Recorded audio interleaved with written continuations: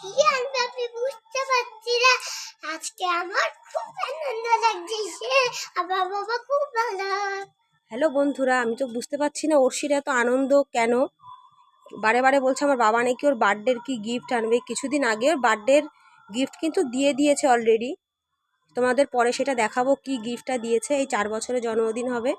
দেখো বন্ধুরা অর্ষির কি আনন্দ। চলো বন্ধুরা দেখে আসি ওর বাবা ওর জন্য কি আনছে। চলো চলো কখন আসবে? বন্ধুরা দেখো সন্টুর বাবার জন্য অপেক্ষা করছে রাস্তায়। ওর বাবা এখনই আসবে।